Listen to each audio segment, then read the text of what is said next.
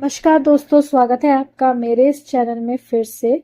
दोस्तों, राज्य के विकलांगों के लिए बड़ी अच्छी खुशखबरी है क्योंकि राज्य के जो विकलांग व्यक्ति हैं उनको 2025-2026 में इस योजना के तहत तहत आर्थिक सहायता दी जाएगी। लेकिन यह आर्थिक सहायता किन लोगों को मिलेगी, इसमें आप कैसे आवेदन कर सकते हैं और कितने परसेंट से ऊपर वालों को इस योजना का लाभ मिलेगा, सब कुछ जानकारी आपको इस वीडियो के माध्यम से हम देंगे।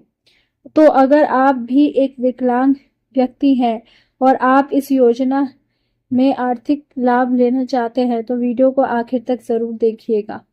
वीडियो में आगे बढ़ते हैं, शुरुआत करते हैं। लेकिन इससे पहले अगर आपने वीडियो को अभी तक लाइक नहीं किया, लाइक कीजिए। चैनल पर नए हैं तो चैनल को सब्सक्राइब भी कीजिए। तो चलिए आगे बढ़ते हैं और संपूर्ण जानकारी हम आपको देते हैं।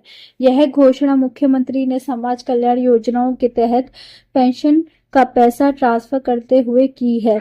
यानी कि जो दिव्यांगों के लिए इस योजना की घोषणा हुई है वह मुख्यमंत्री ने समाज कल्याण योजना की योजनाएं हैं और उनका जो पैसा पेंशन का ट्रांसफर किया गया है उस मौके पर की है।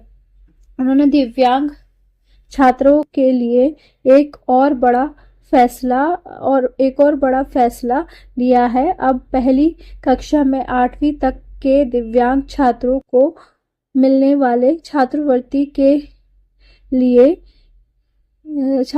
के लिए आय सीमा की शर्तें हटा दी गई है।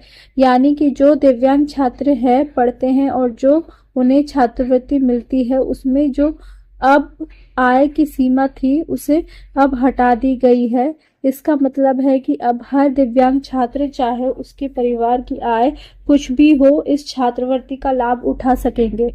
यह दोनों ही फैसले दिव्यांगजनों के लिए शिक्षा और सामाजिक जीवन के आसान बनाने की दिशा है, सरकार की गंभीरता को दर्शाते हैं। यानी कि अब कोई आय सीमा दिव्यांग छात्रों के लिए नहीं होगी। यह तो हो गई छात्रों के लिए बात। चलिए आगे बढ़ते हैं, देखिए कौन लाभ इस योजना का उठा सकता है। यह योजना उन लोगों के लिए है जो किसी दिव्यांग व्यक्ति से शादी करते हैं। इस योजना का लाभ उठाने के लिए उसे कुछ शर्तें हैं। पति या पत्नी में से किसी एक को दिव्यांगता 40% या उससे अधिक होनी चाहिए। अगर दोनों दिव्यांग हैं तो भी उन्हें प्रोत्साहन राशि मिलेगी। यानी कि जो दिव्यांग व्यक्ति से लड़की शादी करती है तो उन लोगों के लिए यह योजना है और इसमें दिव्यांगता का जो प्रतिशत है वह 40% से अधिक होना चाहिए। इसके अलावा आवेदन करने वाले व्यक्ति को कम से कम 5 साल से उत्तराखंड का स्थायी निवासी होना जरूरी है। यानी कि यह जो योजना है दिव्यांग साथ प्रोत्साहन योजना, उसमें अब सरकार ने पैसा बढ़ा दिया है और उत्तराखंड राज्य सरकार की तरफ से यह घोषणा की गई है। और इसमें जो लाभ लेने वाले व्यक्ति है वह कम से कम 5 साल तक उत्तराखंड का स्थायी निवासी होना चाहिए, तभी इस योजना का फायदा वह उठा सकेगा। योजना का लाभ लेने के लिए कुछ और नियम भी है। अगर पति में से कोई एक भी इनकम टैक्स भरता है तो वह इस योजना के लिए पात्र नहीं होंगे। साथ ही दोनों में से किसी की भी दूसरी शादी नहीं होनी चाहिए और उनके खिलाफ कोई आपराधिक मुकदमा भी दर्ज नहीं होना चाहिए। शादी के समय लड़के की उम्र 21 से 45 साल और लड़की की उम्र 18 से 45 साल के बीच में होनी चाहिए। चलिए आगे बढ़ते हैं, आवेदन की प्रक्रिया को भी जान लेते हैं।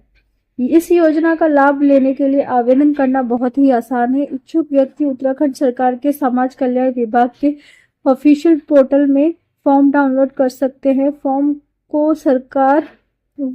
को भरकर मांगे गए सभी जरूरी दस्तावेज के साथ इसमें अटेस्टेड सोशल वेलफेयर ऑफिस में आपको जमा करना होगा। यह कदम न सिर्फ दिव्यांगों के मुख्य धारा में शामिल होने के लिए प्रोत्साहित करेगा बल्कि समाज में उनकी प्रति सम्मान और अस्वीकारता को भी बढ़ावा देगा।